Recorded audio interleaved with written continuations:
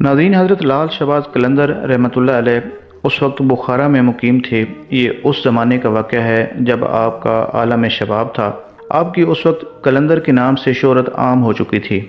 बुखारा का एक बादशाह जो कि बे औलाद था, उसने कई नामवर तबीबों के नुस्खे आजमाए, उलमा के कहने पर ज़रूरतमंदों में दौलत भी तकसीम की, बेशुमार अल्लाह के बंदों से दुआएं भी करवाईं, लेकिन ना किसी दुआ ने काम किया और ना ही कोई दवा काम आई।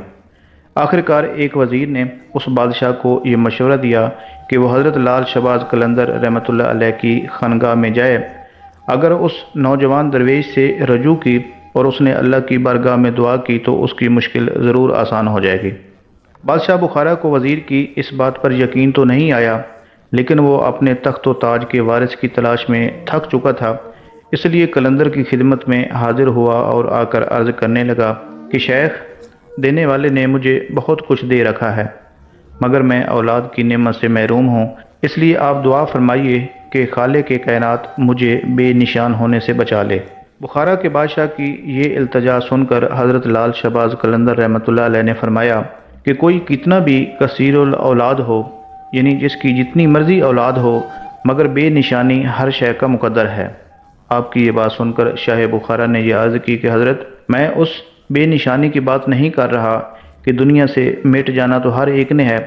मुझे तो बस अपने तख्त व ताज का एक वारिस चाहिए और इसीलिए मैं आपकी खिदमत में हाजिर हुआ हूँ। उस बादशाह की बात सुनकर हज़रत लाल शहबाज कलंदर रहमतुल्लाह अलैह ने उसे टालने की बहुत कोशिश की और आप फरमाने लगे कि सब कुछ उसी अल्लाह के कब्ज़े कुदरत में है। जिसने तुम्हें ताज और तख्त बख्शे हैं, वही औलाद भी अता करेगा और उसी के आगे अपना दामन फैलाए रखो, अल्लाह ज़रूर देगा। कलंदर रहमतुल्लाह अलैह की बात सुनकर शाह बुखारा ने गमज़दा लहजे में कहा कि शेख, मेरे गुनाह मुझे मायूसी की तरफ लेकर जा रहे हैं। अगर मेरी दुआओं और इल्तिजाओं में कोई तासीर होती तो मेरी मुराद ज़रूर बार आवर हो गई होती, लेकिन आप अल्लाह की बारगाह में दुआ करें कि अल्लाह मुझे औलाद की नेमत से सरफराज करे। शाह बुखारा की आजिज़ी और बेचारगी देख कर हज़रत लाल शहबाज कलंदर रहमतुल्लाह अलैह ने अपनी आंखें बंद कर लीं। ऐसा महसूस होता था जैसे आप मराकबा में हैं। फिर कुछ देर के बाद हज़रत कलंदर ने अपना सर उठाया और फरमा रवाए बुखारा से मुखातिब होकर बोले कि तुम्हें बहुक्म खुदा तख्त का वारिस तो मिल जाएगा, मगर एक शर्त है। शाह बुखारा हज़रत कलंदर रहमतुल्लाह अलैह की ज़बान मुबारक से औलाद की नवीद सुनकर बड़ा बेइख्तियार हुआ और कहने लगा कि शेख, मुझे आपकी हर शर्त मंजूर है। हज़रत लाल शहबाज कलंदर रहमतुल्लाह अलैह ने शाह बुखारा के सामने अपनी शर्त पेश कर दी कि तुम्हारे यहाँ एक शहज़ादे की विलादत होगी, लेकिन उस शहज़ादे में आधा हिस्सा हमारा होगा। शाह बुखारा ये सुनकर बड़ा हैरान हुआ कि आधा हिस्सा? हज़रत शेख, मैं आपकी बात समझा नहीं। आपने फरमाया कि वक्त आने दो, सब कुछ समझ जाओगे। बुखारा का बादशाह औलाद की नेमत की खबर सुनकर सरशारी और हैरत के आलम में उस वक्त तो कलंदर की खानगाह से उठकर चला गया। यूं वक्त गुजरता रहा और तकरीबन 1 साल का अरसा गुजर गया। 1 साल बाद बुखारा का कसर शाही नकारों और शादियानों के शोर से गूंज उठा। वज़राए ममलिकत, अमीरान सल्तनत और दीगर खिदमतगार बुखारा के बादशाह को खूबसूरत फर्जंद की विलादत पर मुबारकबादें दे रहे थे और फरमा रवाए बुखारा की समातों में हज़रत लाल शहबाज कलंदर रहमतुल्लाह अलैह के ये अल्फाज गूंज रहे थे कि बाहुक्म खुदा शहज़ादा तो दुनिया में आ जाएगा, मगर उसमें हमारा आधा हिस्सा होगा। शाह बुखारा ने हज़रत लाल शहबाज कलंदर रहमतुल्लाह अलैह के इस मुबहम इशारे से ये मफ़हूम अखज़ किया था कि शायद आप रहमतुल्लाह अलैह माल व दौलत के तलबगार होंगे, और उसने नतीजतन बहुत से कीमती तहफ़ लिए और माल व ज़र लेकर वो हज़रत कलंदर की बारगाह में हाजिर हुआ। हज़रत लाल शहबाज कलंदर रहमतुल्लाह अलैह ने लाल व जवाहिर और दीनार दिरहम से भरे हुए तलाई और नकराई खानों को देखा तो शाह बुखारा से मुखातिब होकर फरमाया कि ये क्या है, ये आपका हिस्सा है। शाह बुखारा ने मुसरत अमीर लहजे में अर्ज़ की। हज़रत कलंदर रहमतुल्लाह अलैह ने कीमती तहफ़ की तरफ इशारा करते हुए फरमाया कि ये तो मेरा हिस्सा नहीं है। शाह बुखारा ने हैरान होकर कहा कि हज़रत, आपने ही तो शर्त रखी थी कि वली अहद सल्तनत में आधा हिस्सा आपका होगा। हज़रत लाल शहबाज कलंदर रहमतुल्लाह अलैह ने फरमाया कि शहज़ादा कहाँ है, उसे मेरे पास ले आओ, मैं वली अहद सल्तनत से अपना हिस्सा खुद वसूल कर लूँगा। शाह बुखारा अब भी हज़रत कलंदर की बात समझ नहीं सका था। वो खानगाह से उठा और शहज़ादे को लेकर हज़रत कलंदर की खिदमत में हाजिर हुआ। حضرت قلندر رحمۃ اللہ علیہ نے بڑی محبت سے بخارا کے ولی عہد سلطنت کو اپنی آغوش میں لیا۔ پھر کچھ دیر تک آپ بہت غور سے اس شہزادے کو دیکھتے رہے، پھر اپنی گدڑی یعنی اس خرقے میں اس شہزادے کو چھپا لیا۔ شاہ بخارا اور اس کے وزراء دم بخود تھے اور وہ بڑی حیرانی کے ساتھ یہ سارا منظر دیکھ رہے تھے۔ حضرت قلندر رحمۃ اللہ علیہ نے ولی عہد سلطنت کو کچھ دیر اپنے سینے سے لگائے رکھا اور آپ رحمۃ اللہ علیہ نے اس شہزادے کا نام ادھم رکھا۔ اس کا نام رکھنے کے بعد پھر اس خوبصورت شہزادے کو شاہ بخارا کی طرف بڑھاتے ہوئے قلندر نے فرمایا کہ اب تم جو چاہو کرو، ہم نے اس سے اپنا آدھا حصہ وصول کر لیا ہے۔ شاہ بخارا اور اس کے مصائب اور وزراء جو کہ اس کے ساتھ آئے تھے، وہ ایک عارف کی رمز و کنایات کو نہیں سمجھ سکے اور وہاں سے چلے گئے۔ ایسے ہی وقت گزرتا رہا اور شہزادہ بھی جوان ہو گیا۔ پھر شاہ بخارا کے انتقال کے بعد وہ شہزادہ تخت نشین ہوا۔ حضرت لال شہباز قلندر رحمۃ اللہ علیہ نے ولی عہد کا نام ادھم رکھا تھا اور اب وہی شہزادہ سلطان ادھم کے نام سے بلخ اور بخارا پر حکومت کر رہا تھا۔ سلطان ادھم نے کئی سال تک عدل اور انصاف اور پاک بازی کے ساتھ حکومت کی۔ اس کے عہد اقتدار میں بلخ اور بخارا کے باشندے پرسکون اور خوشگوار زندگی بسر کر رہے تھے۔ اچانک سلطان ادھم نے ایک دن اپنے وزراء اور امراء کو طلب کیا اور ان سے کہنے لگا کہ میرا دل اس فانی دنیا سے اچاٹ ہو چکا ہے، اس لیے اپنی ذمہ داریوں سے سب کو دوش ہونا چاہتا ہوں۔ سلطان ادھم کی بات سن کر اراکین سلطنت بڑے پریشان ہوئے اور وہ کہنے لگے کہ شہنشاہ معظم، بلخ اور بخارا کی عوام کسی دوسرے شخص کی امارت پر راضی نہیں ہوں گے۔ وہ آپ کے انتظامات اور انداز حکمرانی سے اس قدر مطمئن ہیں کہ کسی دوسرے فرما روا کا تصور بھی نہیں کر سکتے۔ اس لیے آپ سے درخواست ہے کہ آپ ہی ہمارے سلطان رہیں۔ سلطان ادھم نے امرائے سلطنت کی درخواست کے جواب میں یہ کہا کہ میں نے تو بہت چاہا کہ میں اس آواز کو نظر انداز کر کے دن رات تمہاری خدمت میں مشغول رہوں، مگر اب مجھے اپنے ارادوں پر کوئی اختیار نہیں رہا۔ وہ آواز مجھے ہر وقت بلاتی رہتی ہے۔ وزراء اور دیگر مشیر یہ حیران کن خبر سن کر بڑے پریشان ہوئے اور کہنے لگے کہ شہنشاہ معظم، آخر وہ کون سی ایسی آواز ہے جس نے شہنشاہ کے سکون کو منتشر کر دیا ہے؟ سلطان ادھم نے کہا کہ تم اس آواز کو نہیں پہچان سکتے، مجھے جانا ہوگا اور میری اسی میں سلامتی ہے۔ اس کے بعد سلطان ادھم اپنے چچا زاد بھائی کے حق میں بادشاہ سے دستبردار ہو گیا۔ پھر اس نے درویشانہ لباس پہنا اور حضرت لال شہباز قلندر رحمۃ اللہ علیہ کی تلاش میں بلخ اور بخارا کی حدود سے نکل گیا۔ جو ظاہر پرست تھے، جو دنیا دار تھے، انہوں نے بظاہر اسے بادشاہ کا دماغی خلل سمجھا، مگر سلطان ادھم بہت دانا اور ذہین انسان تھا۔ وہ اپنی دنیا فروخت کر کے آخرت خریدنا چاہتا تھا۔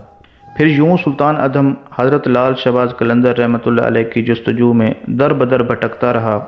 چہرہ موسم کی سختیوں سے جھلس گیا اور پاؤں آبلوں سے بھر گئے، مگر بخارا کے بادشاہ نے ایک قلندر کی تلاش نہیں چھوڑی۔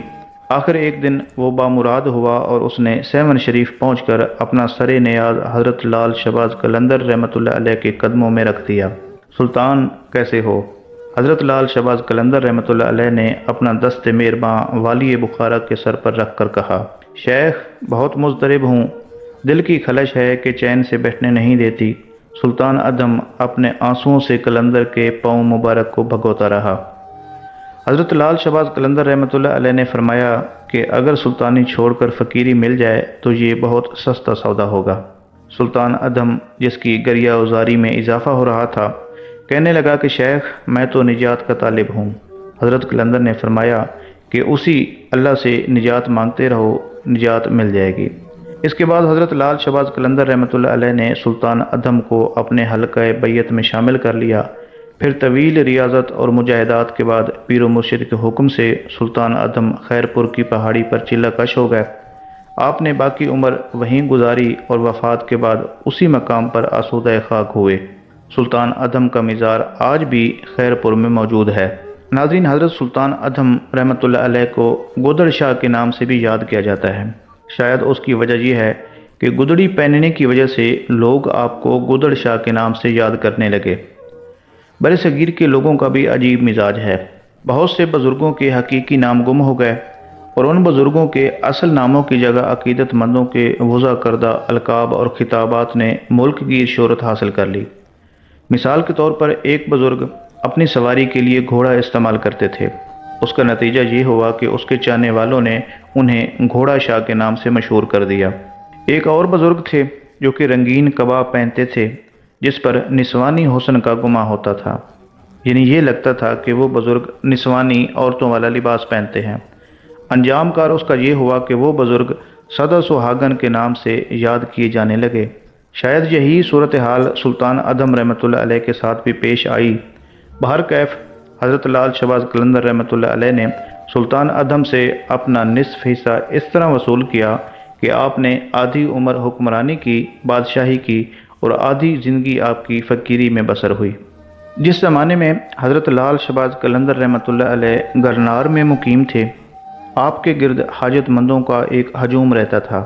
یہ زمانے بھر کے ستائے ہوئے بیمار اور مفلس انسان تھے، جنہیں حضرت قلندر رحمۃ اللہ علیہ کے تسکین آمیز کلمات جینے کا حوصلہ دیتے تھے۔ گرنار میں ایک دل گرفتہ شخص بھی رہتا تھا جس کا جوان لڑکا گم ہو گیا تھا۔ بیٹے کی جدائی میں اس شخص کی یہ حالت ہو گئی تھی کہ دن رات روتا رہتا تھا۔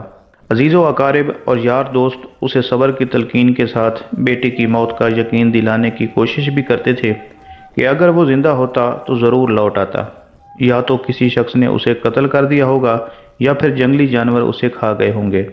غرض جتنے منہ تھے اتنی ہی باتیں۔ وہ غمزدہ باپ بیٹے کی زندگی سے مایوس ہو چکا تھا، لیکن پھر بھی کبھی کبھی امید کی ایک لہر اٹھتی تھی اور وہ اپنی بیوی سے کہتا تھا کہ میرے بیٹا زندہ ہے، تم دیکھ لینا، ایک دن وہ ضرور آئے گا اور زندہ درگور باپ کے سینے پر سر رکھ دے گا اور ہمارے تاریک مکانوں میں خوشیوں کے چراغ پھر سے جل اٹھیں گے۔ شکستہ ماں کیا جواب دیتی؟ اس کی حالت تو شوہر سے بھی بدتر تھی، بس خاموش نظروں سے اپنے شوہر کو دیکھتی رہتی اور آنسو بہاتی رہتی۔ پھر ایک دن جب حضرت لال شہباز قلندر رحمۃ اللہ علیہ گرنار تشریف لائے اور آپ کے کمالات روحانی کی شہرت عام ہونے لگی، تو ایک دن اس شخص کے دوست نے اس سے کہا کہ تم بھی اپنے گمشدہ بیٹے کی بازیابی کے لیے ان قلندر سے دعا کروا لو۔ بہت سے لوگ اس مرد خدا کی دعاؤں سے فیض یاب ہو چکے ہیں، لہٰذا تم بھی ان کی خدمت میں جاؤ۔ اس غمزدہ باپ کو یوں محسوس ہوا کہ جیسے حق تعالیٰ نے اس کی مدد کے لیے ان بزرگ کو گرنار بھیجا ہے۔ پھر وہ حضرت قلندر کی خدمت میں حاضر ہوا تو زار و قطار رو رہا تھا اور کہہ رہا تھا کہ شیخ میرا بیٹا مجھے دے دو۔ حضرت لال شہباز قلندر رحمۃ اللہ علیہ نے اس غمزدہ باپ کو اپنے قریب بٹھایا اور اس سے پوچھا کہ تیرے بیٹے کو کیا ہوا ہے؟ حضور، اگر میں جانتا تو آپ کے پاس کیوں حاضر ہوتا؟ دل شکستہ باپ نے عرض کی کہ زمانے گزر گئے، ایک دن وہ گھر سے گیا تھا اور اس کے بعد لوٹ کر نہیں آیا۔ لوگ کہتے ہیں کہ وہ مر گیا، مگر میرا دل نہیں مانتا اور میرا دل یہ گواہی دیتا ہے کہ وہ زندہ ہے۔ حضرت لال شہباز قلندر رحمۃ اللہ علیہ اس بزرگ کی بات سن کر کچھ دیر کے لیے آپ نے سکوت فرمایا۔ آپ چپ رہے اور پھر اس کے بعد آپ یوں گویا ہوئے کہ تیرے دل کی گواہی صحیح ہے، آپ کا بچہ زندہ ہے اور بہت اچھے حال میں ہے۔ یہ نوید جاں فضا سن کر فراق کی آگ میں جلنے والے باپ کو گویا سکتا ہو گیا۔ پھر جب اچانک اس خوشی کی خبر کا اثر کچھ کم ہوا تو اس نے حضرت قلندر کے ہاتھ پکڑ لیے کہ شیخ اس بد نصیب باپ پر رحم کرو، اب مجھ سے مزید جدائی برداشت نہیں ہوتی۔ حضرت قلندر رحمۃ اللہ علیہ نے فرمایا کہ تو بد نصیب نہیں، ایک خوش نصیب باپ ہے، اللہ کا شکر ادا کرو۔ مضطرب باپ بیٹے کی خبر سن کر مزید جذباتی ہو گیا اور کہنے لگا کہ اب تو اس راحت جاں کو دیکھ کر ہی اللہ کا شکر ادا کروں گا کہ وہ کب آئے گا میرے پاس۔ وہ خود نہیں آئے گا، اسے جا کر لانا پڑے گا، حضرت لال شہباز قلندر رحمۃ اللہ علیہ نے فرمایا۔ پھر دوسرے دن حضرت قلندر اس شخص کو اپنے ساتھ لے کر روانہ ہوئے۔ پورا دن چلتے رہے یہاں تک کہ شام ہو گئی۔ آپ نے ایک گھنے جنگل میں قیام فرمایا۔ وہ شخص بھی تھک کر چور ہو چکا تھا، مگر حضرت قلندر کے چہرے مبارک پر تھکن کے ہلکے سے بھی آثار نہیں تھے۔ وہ شخص کہنے لگا کہ حضرت اب مجھ سے مزید نہیں چلا جاتا۔ شیخ نے فرمایا کہ چلو گے نہیں تو منزل تک کس طرح پہنچو گے؟ بس ایسا ہے کہ ابھی سکون سے سو جاؤ، انشاءاللہ صبح تمہاری مراد پوری ہو جائے گی۔ یہ کہہ کر حضرت لال شہباز قلندر رحمۃ اللہ علیہ خود تو عبادت میں مشغول ہو گئے اور وہ بزرگ سو گئے۔ کہنے کو تو وہ بزرگ سو رہے تھے، لیکن اپنے بیٹے سے ملاقات کے شوق میں وہ رات بھر سو نہیں سکے۔ پھر جب صبح ہوئی تو حضرت لال شہباز قلندر کا سفر دوبارہ شروع ہوا، مگر یہ سفر زیادہ طویل نہیں تھا۔ جنگل کے آخری کنارے پر ایک جھونپڑی نظر آئی۔ وہاں کچھ لوگ نظر آئے جو کہ خانہ بدوش سے دکھائی دے رہے تھے۔ حضرت لال شہباز قلندر رحمۃ اللہ علیہ کو دیکھتے ہی وہ خانہ بدوش باادب کھڑے ہو گئے۔ حضرت قلندر نے غمزدہ باپ کو مخاطب کرتے ہوئے فرمایا کہ تم یہیں ٹھہرو، میں ابھی آتا ہوں۔ یہ کہہ کر حضرت قلندر جھونپڑی میں داخل ہو گئے۔ دراصل وہ جھونپڑی ایک خانقاہ تھی جہاں 7 درویش مراقبہ میں مشغول تھے۔ اس جھونپڑی کے باہر کچھ خانہ بدوش بیٹھے تھے جو کہ ان درویشوں کے خدمتگار تھے جو کہ اندر خیمے میں تھے۔ حضرت قلندر رحمۃ اللہ علیہ جھونپڑی میں داخل ہوئے تو 7 درویش استغراق کی حالت میں بیٹھے ہوئے تھے۔ حضرت قلندر رحمۃ اللہ علیہ آہستہ آہستہ چلتے ہوئے ان درویشوں کے قریب پہنچے اور پھر آپ نے ایک درویش کے کاندھے پر ہاتھ رکھتے ہوئے فرمایا کہ تم یہاں سکون سے بیٹھے ہو اور کوئی تمہارے فراق کی آگ میں جل کر راکھ ہو گیا ہے۔ حضرت قلندر کی آواز میں بڑا جلال تھا۔ نوجوان درویش نے گھبرا کر آنکھیں کھولی۔ حضرت قلندر کی آواز سن کر دوسرے درویش بھی ہوشیار ہو گئے اور ایک قلندر کو اپنے سامنے پا کر وہ سارے درویش احتراماً کھڑے ہو گئے۔ حضرت لال شہباز قلندر رحمۃ اللہ علیہ نے انہیں اپنی دعاؤں سے فیض یاب کیا اور نوجوان درویش کو اپنے ساتھ لے کر جھونپڑی سے باہر نکل آئے۔ باہر آنے کے بعد اس نوجوان درویش نے جب اپنے باپ کو دیکھا تو بڑا حیران ہوا۔ حضرت لال شہباز قلندر رحمۃ اللہ علیہ نے اس باپ کو مخاطب کرتے ہوئے فرمایا کہ یہ تمہارا بیٹا ہے، یہ گم نہیں ہوا تھا، بلکہ ہوا اس طرح ہے کہ یہ دنیا کے قابل نہیں اور دنیا اس کے قابل نہیں۔ اس لڑکے کا باپ اپنے بیٹے کو دیکھ کر کہنے لگا کہ میرا بے قرار دل سکون پا گیا ہے اور پیاسی آنکھیں سیراب ہو گئی ہیں۔ اس شخص نے حضرت قلندر رحمۃ اللہ علیہ کا شکریہ ادا کرتے ہوئے کہا کہ اگر میرا بیٹا دنیا کے قابل نہیں ہے تو پھر آپ اسے اپنے قدموں میں جگہ دے دیں۔ پھر وہ درویش نوجوان ماں باپ کی اجازت سے حضرت لال شہباز قلندر رحمۃ اللہ علیہ کی خدمت میں مشغول ہو گیا اور ایک دن منصب ولایت پر بھی فیض ہوا۔ حضرت لال شہباز قلندر رحمۃ اللہ علیہ کی ایک اور کرامت بڑی مشہور ہے۔ یہ اس زمانے کا واقعہ ہے جب حضرت قلندر مستقل طور پر 7 میں ہی قیام پذیر تھے۔ رمضان کا مہینہ تھا۔ اتفاق سے قاضی شہر کا وہاں سے گزر ہوا تو اس نے دیکھا کہ حضرت لال شہباز قلندر رحمۃ اللہ علیہ اپنی خانقاہ کے دروازے پر بیٹھے روٹیاں پکا رہے تھے۔ قاضی شہر کو قلندر کے اس عمل پر بڑا تعجب ہوا اور وہ ٹھہر گیا۔ اس نے حضرت قلندر کو مخاطب کرتے ہوئے کہا کہ شیخ، آپ رمضان المبارک کے مہینے میں روٹیاں پکا رہے ہیں؟ حضرت قلندر نے قاضی شہر کی طرف دیکھا اور مسکراتے ہوئے فرمایا کہ معاف کرنا قاضی صاحب، ہم بھول گئے کہ یہ رمضان کا مہینہ ہے۔ اتنا کہا اور حضرت قلندر نے کچی روٹی آگ میں دبا دی، پھر اپنے چہرہ مبارک پر چادر ڈال لی اور ذکر الہی میں مشغول ہو گئے۔ قاضی شہر علماء ظاہر میں سے تھے اور درویشوں کو سخت ناپسند کرتے تھے، اسی لیے قاضی صاحب نے حضرت لال شہباز قلندر رحمۃ اللہ علیہ پر طنز کرتے ہوئے کہا تھا کہ حضرت، آپ رمضان کے مہینے میں بھی روٹی پکا رہے ہیں۔ الغرض رمضان المبارک کا پورا مہینہ گزر گیا اور عید آ گئی۔ قاضی شہر ایک قلندر کی عید کا منظر دیکھنے کے لیے ان کی خانقاہ کی طرف سے گزرے اور حیران ہوئے کہ حضرت قلندر اسی طرح چہرہ مبارک پر چادر ڈالے ہوئے مشاہدہ قدرت میں گم تھے۔ قاضی شہر حضرت قلندر کے پاس پہنچے اور اعتراضاً کہا کہ شیخ، رمضان کا مہینہ تو ختم ہو گیا، آج تو عید کا دن ہے۔ حضرت لال شہباز قلندر رحمۃ اللہ علیہ نے قاضی کی بات سن کر اپنے چہرہ مبارک سے چادر ہٹائی اور قاضی شہر کو مخاطب کرتے ہوئے فرمایا کہ قاضی صاحب، آپ کو عید مبارک ہو، اب ہماری روٹی بھی پک گئی ہوگی۔ یہ کہہ کر آپ اپنی نشست سے اٹھے اور چولہے کے قریب پہنچے۔ قاضی شہر بڑی حیرت کے ساتھ یہ سارا منظر دیکھ رہا تھا۔ آگ اسی طرح جل رہی تھی اور حضرت لال شہباز قلندر رحمۃ اللہ علیہ نے اپنا دست مبارک آگے بڑھا کر دبی ہوئی آگ میں سے روٹی نکال لی۔ یہ منظر دیکھ کر قاضی شہر کی حیرت کی کوئی انتہا نہ رہی۔ وہ حیران تھا کہ روٹی آگ میں پک چکی تھی۔ قاضی کی سمجھ میں کچھ نہیں آ رہا تھا کہ یہ کیا ماجرا ہے۔ پورا ایک مہینہ گزر چکا تھا، آگ بھی اسی طرح جل رہی تھی اور اس میں دبی ہوئی قلندر کی روٹی بھی پک کر تیار ہو گئی تھی۔ یہ ناقابل فہم اور ناقابل یقین واقعہ تھا اور قاضی کی سمجھ میں نہیں آ رہا تھا۔ قاضی شہر ایک ولی کی کرامت کو سمجھنے سے قاصر تھا اور اپنی حیرت کا اظہار کرتے ہوئے وہاں سے چلا گیا۔ یہ حضرت قلندر رحمۃ اللہ علیہ کی ایک بہت بڑی کرامت تھی۔ ناظرین کرام، ہماری اس ویڈیو کو دیکھنے والے بہت سے ناظرین کے لیے یہ واقعہ ناقابل فہم ضرور ہوگا۔ آپ کے ذہنوں میں بھی کچھ سوالات یہاں پیدا ہو سکتے ہیں کہ چند گھنٹوں میں بجھ جانے والی آگ آخر اتنے دن کیسے جلتی رہی اور پھر اس میں دبی ہوئی روٹی جل کر راکھ کیوں نہیں ہوئی؟ ان سوالات کی حیثیت اپنی جگہ، مگر معجزہ اور کرامت اسی کا نام ہے کہ انسان کی ظاہری آنکھ اور عقل ان باتوں کو سمجھنے سے عاجز آ جائے۔ حضرت مولانا جلال الدین رومی رحمۃ اللہ علیہ نے ایک شعر میں اولیاء اللہ کی روحانی طاقت کو اس طرح بیان کیا ہے کہ اولیاء کو اللہ تعالیٰ کی طرف سے یہ قدرت بخشی گئی ہے کہ وہ کمان سے چھوٹے ہوئے تیر کو موڑ کر واپس لا سکتے ہیں۔ جب سمجھنے والے حضرت مولانا روم رحمۃ اللہ علیہ کے اس شعر کا حقیقی مفہوم سمجھ لیں گے تو پھر ان پر یہ راز بھی منکشف ہو جائے گا کہ وہ آگ اتنے دن کیسے روشن رہی اور حضرت لال شہباز قلندر رحمۃ اللہ علیہ کی روٹی جل کر راکھ کیوں نہیں ہوئی۔ مختلف روایات کے مطابق حضرت قلندر سیون شریف میں تشریف لائے تھے تو آپ کے گلے میں مستقل طور پر پتھر کا ایک گلو بند پڑا رہتا تھا۔ اس گلو بند میں چھوٹے چھوٹے پتھر شامل تھے جنہیں بڑی خوبصورتی سے تراشا گیا تھا۔ حضرت لال شہباز قلندر رحمۃ اللہ علیہ کی ایک خاص عادت تھی کہ آپ راستہ چلتے وقت ہمیشہ سر جھکائے رہتے تھے۔ اسی طرح جب آپ رحمۃ اللہ علیہ کسی مجلس میں تشریف فرما ہوتے تو گردن کو خم کیے رکھتے۔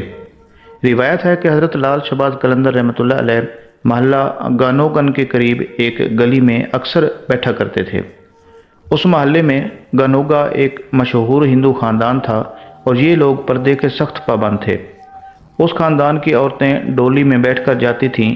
گنوگا خاندان کی ایک عورت حضرت لال شہباز قلندر رحمۃ اللہ علیہ سے بے حد عقیدت رکھتی تھی۔ جب بھی آپ گلی میں آ کر بیٹھتے وہ عورت بھی کھڑکی میں کھڑی ہو جاتی اور گھنٹوں حضرت قلندر کی طرف دیکھتی رہتی۔ ہندو عورت کی شدید خواہش تھی کہ کسی طرح حضرت لال شہباز قلندر رحمۃ اللہ علیہ کا دیدار کر لے، مگر آپ رحمۃ اللہ علیہ ہمیشہ سر جھکا کر بیٹھتے تھے، اسی لیے وہ اپنی کوششوں میں کامیاب نہیں ہو سکی تھی۔ پھر ایک دن ہندو عورت کی وحشت اس قدر بڑھی کہ اس نے شوق دیدار میں کھڑکی سے چھلانگ لگا دی اور حضرت لال شہباز قلندر رحمۃ اللہ علیہ کے قدموں میں آ گری۔ اونچائی سے گرنے کے سبب ہندو عورت شدید زخمی ہو گئی۔ اس ہندو عورت نے ایک نظر حضرت قلندر رحمۃ اللہ علیہ کے چہرے مبارک کو دیکھا اور پھر دنیا سے رخصت ہو گئی۔ جب محلہ کے لوگوں کو یہ معلوم ہوا تو ہر طرف ایک شور مچ گیا۔ مرنے والی ہندو عورت کے رشتہ دار اور اس کے ورثاء لاش اٹھانے کے لیے حضرت قلندر کی خدمت میں حاضر ہوئے اور عرض کرنے لگے، اگر آپ اجازت دیں تو اس بد نصیب عورت کو ہم لے جائیں اور اس کی آخری رسومات ادا کریں۔ گانوگا خاندان کے لوگوں نے حضرت قلندر سے اجازت اس لیے چاہی تھی کہ مرنے کے بعد بے پردگی کے خیال سے حضرت قلندر نے اس کے جسم پر اپنی ایک چادر ڈال دی تھی، اور یہ بات بھی اس خاندان میں مشہور ہو چکی تھی کہ ہندو عورت لال شہباز قلندر رحمۃ اللہ علیہ سے بے حد عقیدت رکھتی تھی۔ حضرت لال شہباز قلندر رحمۃ اللہ علیہ نے ان ہندو لوگوں کی درخواست سن کر فرمایا کہ میری اجازت کی کیا ضرورت ہے، یہ عورت تمہاری امانت ہے، اسے جہاں چاہے لے جاؤ۔ حضرت قلندر کی اجازت کے بعد ہندو عورت کے رشتہ داروں نے اس کی لاش اٹھانے کی بڑی کوشش کی، مگر وہ اسے اٹھانے میں ناکام رہے۔ انہیں ایسے محسوس ہوتا تھا کہ جیسے لاش بہت زیادہ وزنی ہو گئی ہو۔ پھر دوسرے عزیزوں کو بلایا گیا، مگر 15-20 افراد مل کر بھی ایک کمزور سی عورت کو زمین سے نہیں اٹھا سکے۔ ایسا لگتا تھا کہ جیسے لاش زمین سے چپک گئی ہو۔ ان لوگوں کو حیران اور پریشان دیکھ کر حضرت لال شہباز قلندر رحمۃ اللہ علیہ نے فرمایا کہ اگر تم پورے شہر کے ہندوؤں کو بھی جمع کر لو تو یہ لاش نہیں اٹھا سکو گے۔ حضرت قلندر رحمۃ اللہ علیہ کی بات سن کر کانوگا خاندان کے لوگوں پر دہشت طاری ہو گئی اور وہ کہنے لگے کہ آخر اس بد نصیب عورت سے کیا گناہ ہوا ہے۔ خاندان کے بڑے بوڑھے بزرگ حضرت قلندر کے آگے ہاتھ جوڑ رہے تھے اور آپ کی منتیں کر رہے تھے کہ حضرت ہم پر رحم کریں۔ حضرت قلندر رحمۃ اللہ علیہ نے پرجلال لہجے میں فرمایا کہ گناہ اور ثواب کی بات نہیں ہے، لیکن اس عورت کی قسمت میں اب جلنا نہیں ہے، تو حضرت پھر ہم کیا کریں؟ اس عجیب و غریب صورتحال سے وہ ہندو بڑے پریشان تھے۔ حضرت قلندر رحمۃ اللہ علیہ نے فرمایا کہ اگر تم اسے دفن کرنے کا وعدہ کرو تو لاش اٹھ جائے گی۔ پھر ایسا ہی ہوا۔ ہندو عورت کی ارتھی اٹھنے کی بجائے اس کا جنازہ اٹھا اور اسے مسلمانوں کے طور طریقے پر دفن کیا گیا۔ حضرت لال شہباز قلندر رحمۃ اللہ علیہ کی یہ کرامت دیکھ کر کانوگا خاندان کے کئی ہندو آپ کے دستے مبارک پر ایمان لے آئے۔ اس عورت کی قبر آج بھی سیون شریف میں موجود ہے۔ حضرت لال شہباز قلندر رحمۃ اللہ علیہ کے عرس کے موقع پر اسی قبر سے مہندی اٹھتی ہے۔ یہ مہندی کی ایک رسم ہے اور وہ مہندی مختلف علاقوں میں سے گزر کر حضرت لال شہباز قلندر رحمۃ اللہ علیہ کی درگاہ پر لائی جاتی ہے۔ یہ واقعہ کسی کی سمجھ میں آئے یا نہ آئے، مگر اہل اللہ کی محبت رنگ لاتی ہے، اور یہ اسی محبت کا ایک ہلکا سا رنگ ہے۔ ناظرین کرام، اسی طرح ایک اور واقعہ جو کہ بڑا ہی مشہور ہے کہ حضرت لال شہباز قلندر رحمۃ اللہ علیہ کی سیون میں آمد سے پہلے یہاں پر ایک چٹھا عمرانی کے نام سے درویش رہا کرتا تھا۔ یہ درویش راجہ دکورہ کا چھوٹا بھائی تھا، مگر بچپن ہی سے مذہب اسلام کے لیے اپنے دل میں انتہائی نرم گوشہ رکھتا تھا۔ پھر یہ دلچسپی اس طرح بڑھی کہ چٹھا عمرانی بت پرستی سے بیزار ہو گیا اور مسلمانوں کی صحبت میں رہنے لگا۔ اہل خاندان نے چٹھا عمرانی سے نفرت کا اظہار کیا تو وہ کسی دوسرے شہر میں چلا گیا اور مذہب اسلام قبول کر کے قرآن کریم کی تعلیم حاصل کرنے لگا۔ پھر وہ شخص حج بیت اللہ کی سعادت سے فیضیاب بھی ہوا اور اس نے مکہ معظمہ میں رہنے والی ایک ہندوستانی لڑکی سے شادی بھی کر لی۔ چٹھا عمرانی نے ایک طویل عرصہ عرب میں گزارا اور مختلف بزرگوں سے فیض روحانی حاصل کیا۔ پھر جب وہ اپنی بیوی کے ہمراہ لوٹ کر سیون شریف میں آیا تو اس کے خلاف نفرتوں کا ایک طوفان اٹھ کھڑا ہوا۔ راج گھرانے نے چٹھا عمرانی کو اچھوت بنا کر رکھ دیا۔ اسے جان سے مارنے کی دھمکیاں تک دی گئیں، مگر اس کے پائے استقامت میں ذرا بھی لغزش نہیں آئی۔ چٹھا عمرانی نے خونی رشتے سے مجبور ہو کر اپنے بڑے بھائی راجہ دکورہ اور دوسرے قریبی رشتہ داروں کو اسلام قبول کرنے کی دعوت دی۔ انہیں عذاب آخرت سے ڈرایا، مگر وہ سب کے سب بہرے ہو چکے تھے اور ان کے دلوں پر کفر لگائے جا چکے تھے۔ اس کا نتیجہ یہ ہوا کہ تمام لوگوں نے چٹھا عمرانی کی دعوت اسلام کو ٹھکرا دیا۔ چٹھا عمرانی ذہنی طور پر پہلے ہی راج محل سے ترک تعلق کر چکا تھا، اب جسمانی طور پر بھی اپنے عزیزوں سے وہ بالکل الگ ہو گیا۔ امیرانہ طرز زندگی کو چھوڑ دیا، فقیرانہ روش اختیار کر لی اور شریک حیات کے ساتھ ایک جھونپڑی میں رہنے لگا۔ چٹھا عمرانی کا بڑا بھائی راجہ دکورہ ایک بڑا سنگ دل اور اوباش قسم کا انسان تھا۔ اس نے اپنے چھوٹے بھائی کو مذہب کی تبدیلی کی سزا دینے کے لیے ایک شرمناک منصوبہ بنایا۔ وہ ایسے ہے کہ راجہ دکورہ چٹھا عمرانی کی بیوی کو بے آبرو کرنا چاہتا تھا، مگر وہ اپنی ناپاک کوششوں میں ہمیشہ ناکام رہا۔ پھر ایک دن ایسا آیا کہ چٹھا عمرانی کی بد دعا سے اس کا پورا خاندان تباہ و برباد ہو گیا۔ ایک خوفناک زلزلہ آیا اور پھر آن کی آن میں وہ بدکار حاکم اپنے ہم نواؤں کے ساتھ زمین کی خوراک بن گیا۔ اس واقعہ کو چٹھا عمرانی کی کرامت سے تعبیر کیا گیا اور سیون کے بہت سے لوگ اس کے معتقد ہو گئے۔ چٹھا عمرانی کی ایک کرامت یہ بھی مشہور ہے کہ وہ اپنا چراغ تیل کی بجائے پانی سے جلایا کرتا تھا۔ لوگوں نے بارہا اس پانی کی آزمائش کرنا چاہی، مگر اس میں تیل کا ایک قطرہ بھی شامل نہیں تھا، وہ صریحاً پانی تھا۔ بعض راویوں نے اسے شعبدہ بازی سے تعبیر کیا ہے۔ بہرحال چٹھا عمرانی کے بارے میں مختلف روایتیں مشہور ہیں۔ پھر جب حضرت لال شہباز قلندر رحمۃ اللہ علیہ سیون تشریف لائے تو چٹھا عمرانی نے اپنے ایک خدمتگار کے ذریعے دودھ سے بھرا ہوا ایک پیالہ حضرت قلندر رحمۃ اللہ علیہ کی خدمت میں بھیجا۔ حضرت لال شہباز قلندر رحمۃ اللہ علیہ نے دودھ سے بھرے اس پیالے کو بڑے غور سے دیکھا اور اپنے پیرہن کی جیب سے ایک سرخ گلاب نکال کر اسے پیالے میں ڈال دیا۔ پھر جب چٹھا عمرانی کا خدمتگار وہ پیالہ لے کر واپس چلا گیا تو حضرت قلندر کے درویشوں نے آپ سے عرض کی کہ شیخ یہ کیا راز ہے؟ جواب میں لال قلندر رحمۃ اللہ علیہ نے فرمایا کہ یہاں ایک درویش رہتا ہے، اس نے اشارتاً ہمیں سمجھانے کی کوشش کی ہے کہ دودھ کے پیالے کی طرح یہ شہر بھی اولیاء اللہ سے بھرا ہوا ہے۔ قلندر کے دوسرے خادم نے عرض کی کہ حضور پھر دودھ کے پیالے میں پھول ڈالنے سے آپ کی کیا مراد ہے؟ قلندر نے اس کی وضاحت یوں فرمائی کہ ہم نے درویش کو جوابی پیغام بھیج دیا ہے کہ ہم گلاب کے پھول کی طرح اس شہر میں رہیں گے۔ اس کے بعد چٹھا عمرانی حضرت قلندر کی خدمت میں حاضر ہوا۔ اس کے آنے کا انداز بڑا ہی نیاز مندانہ تھا۔ حضرت قلندر نے بھی چٹھا عمرانی کا والہانہ استقبال کیا۔ پھر دونوں بزرگوں میں بہت زیادہ گفتگو ہوئی اور آخر میں حضرت قلندر نے فرمایا کہ درویش اپنی روحانی قوتوں کا بہت سا مظاہرہ آپ کر چکے ہو، بس اب اس چراغ کو بجھا دو۔ چٹھا عمرانی یہ سن کر کہنے لگا کہ شیخ کوئی اپنے چراغ کو بھی بجھاتا ہے، اگر چراغ بجھ گیا تو اندھیرا پھیل جائے گا۔ حضرت لال شہباز قلندر رحمۃ اللہ علیہ نے چٹھا عمرانی کی بات سن کر فرمایا کہ پانی کے چراغ کو بجھا کر تیل کے چراغ کو روشن کر لو۔ اگر تمہارا چراغ اسی طرح پانی سے جلتا رہا تو 14ویں صدی کے لوگ گمراہ ہو جائیں گے۔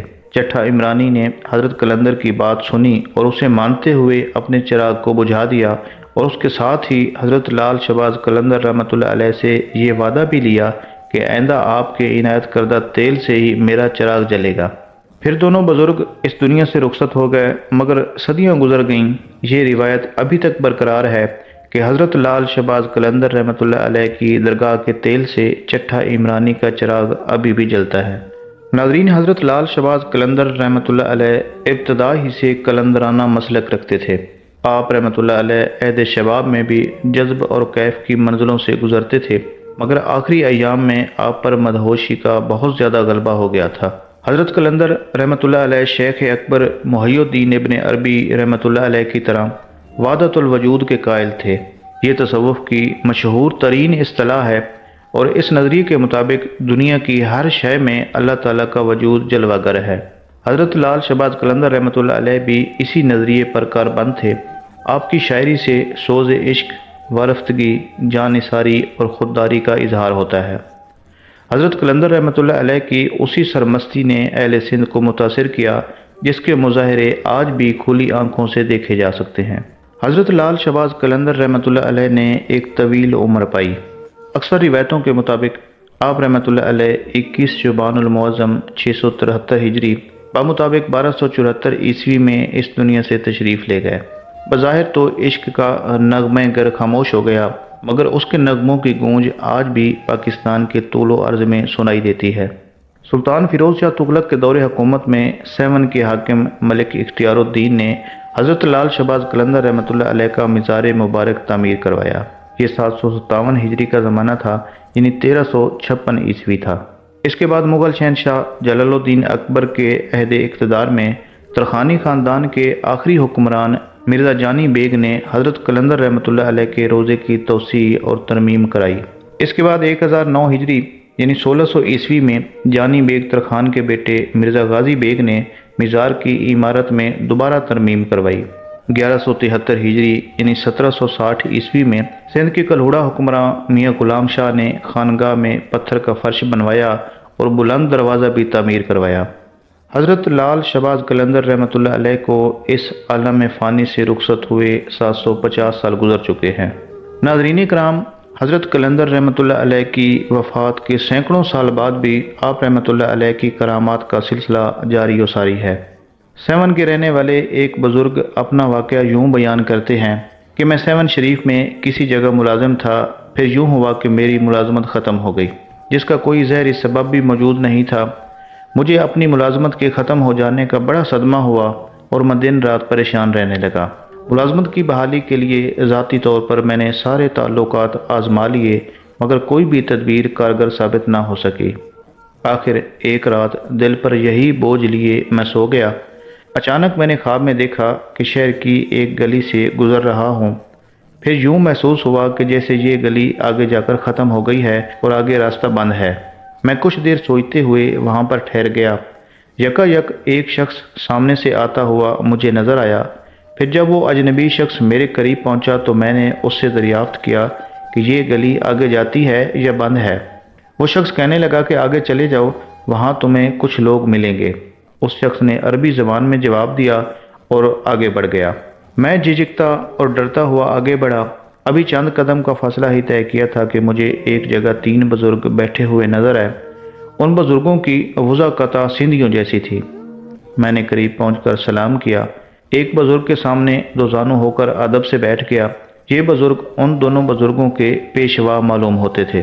ان بزرگوں کے پیشوا نے مجھے مخاطب کرتے ہوئے کہا کہ کیسے آئے ہو؟ میں نے عرض کی کہ شیخ، ایک پریشانی ہے جس میں مبتلا ہوں۔ مجھے سرکاری ملازمت سے نکال دیا گیا ہے۔ کیا میں دوبارہ اپنے عہدے پر بحال کر دیا جاؤں گا؟ میری درخواست سن کر وہ بزرگ پیشوا لمبے مراقبے میں چلے گئے۔ پھر پورے ایک پیر کے بعد انہوں نے سر اٹھایا اور وہ کہنے لگے کہ تمہیں تمہاری کھوئی ہوئی ملازمت مل جائے گی۔ بزرگ کی زبان سے یہ خوشخبری سن کر میں کچھ بے قرار سا ہو گیا کہ کیا واقعی ایسا ہوگا؟ میں نے دوبارہ عرض کیا کہ حضرت، یہ آپ کیا فرما رہے ہیں؟